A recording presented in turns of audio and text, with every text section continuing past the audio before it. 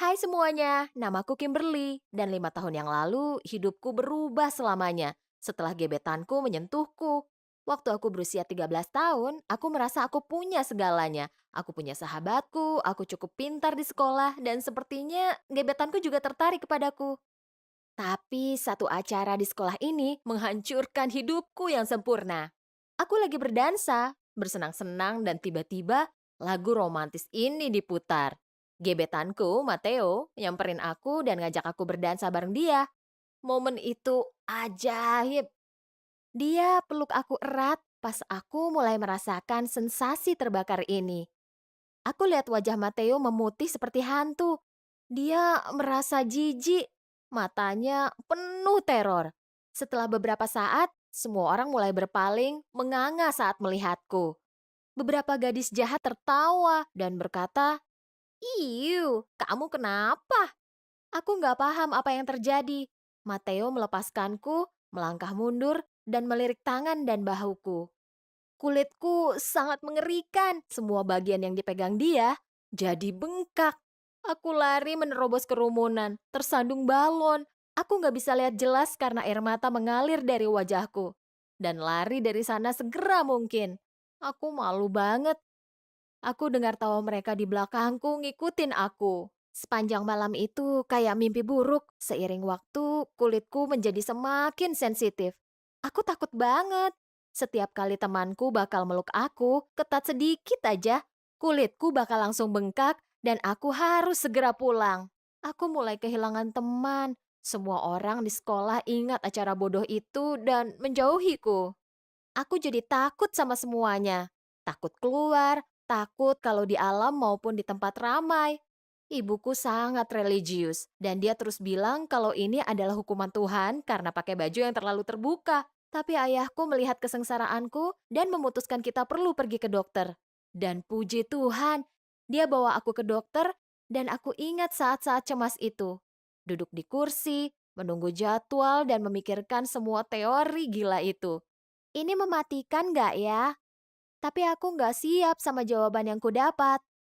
Dokter melakukan pemeriksaan menyeluruh dan akhirnya dia bilang ke aku, ini penyakit dermatografia. Penyakit ini adalah kondisi kulit hanya dimiliki sekitar 5% populasi. Nggak ada penjelasan sebab terjadinya, nggak ada obatnya. Untuk sebagian orang, bakal hilang setelah beberapa tahun atau dekade. Tapi mereka nggak tahu kenapa. Penyakitnya rasanya seperti dikutuk. Untuk sesaat, aku mulai percaya kalau itu memang kutukan. Kalau ini adalah hukuman Tuhan untukku. Dia memberiku resep obat, tetapi hasilnya nggak baik. Aku cuma merasa pusing setiap saat. Kadang aku bahkan nggak bisa tidur malam. Aku harus merobek semua pakaianku karena bikin gatal dan aku nggak bisa berhenti menggaruk diri sendiri. Aku bakal duduk di kelas dan garuk mataku dan mataku langsung bengkak sampai aku hampir nggak bisa lihat. Aku terpaksa pakai baju longgar karena kain ketat pun cuma bakal bikin reaksi kulitku meningkat. Aku harus melepaskan kucingku karena cakaran dia nyakitin aku banget. Aku baring di kasur, merasa muak. Aku nggak bakal pernah dapat pacar karena sentuhannya bakal bikin aku sakit. Rasanya hidupku bakal berakhir. Namun, orang yang satu ini merubah hidupku sepenuhnya. Umurku 18 tahun dan sangat canggung dalam bergaul dengan orang. Aku bakal selalu sendirian, membaca buku di tempat yang nyaman. Dan pada suatu hari, Steve menghampiriku. Dia nanya apakah dia boleh duduk di dekatku dan membaca buku juga. Situasinya nggak penting, tapi wajahku langsung memerah. Maksudku, dia imut dan aku sangat merindukan keintiman.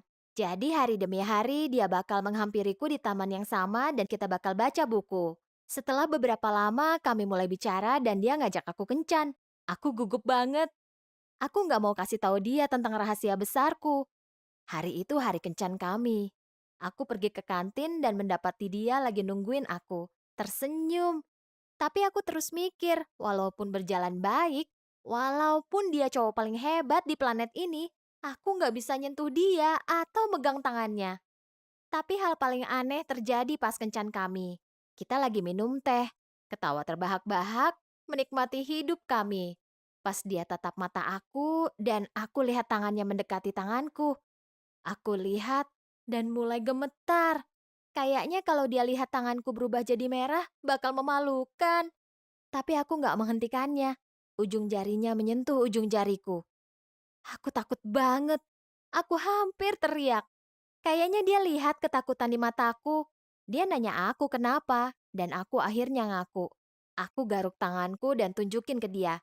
Aku udah siap kalau dia lari waktu lihat tanganku. Dia mulai ketawa, histeris.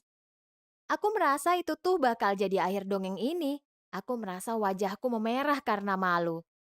Gimana bisa aku mikir kalau bakal ada orang yang suka sama aku? Setelah beberapa saat pas dia udah tenang, dia sentuh lembut tanganku dengan ujung jarinya dan bilang, "Jadi ini yang bikin kamu takut ngasih tahu aku? Gak apa-apa kok, ini gak merubah apa-apa." Hatiku hampir meledak. Ternyata aku bisa punya akhir yang bahagia. Aku terbebani banget sama rasa kasihan dan rasa malu sampai aku nggak bisa lihat kalau ternyata ada orang baik di sekitarku. Aku akhirnya keluar dari cangkangku. Ku cari tahu ternyata dermografia secara harfiah berarti menulis di kulit. Dan entah gimana tahu kalau aku adalah penulis kulit membuatku terinspirasi. Aku membeli mesin jahit dan membuat pakaian modisku sendiri yang nggak akan mengiritasi kulitku. Aku mulai menjalani hidup dengan orang-orang di sekitar yang ramah, baik, dan bijaksana. Siapa yang nyangka kalau hanya itu yang aku butuhkan untuk menyembuhkan kesedihanku.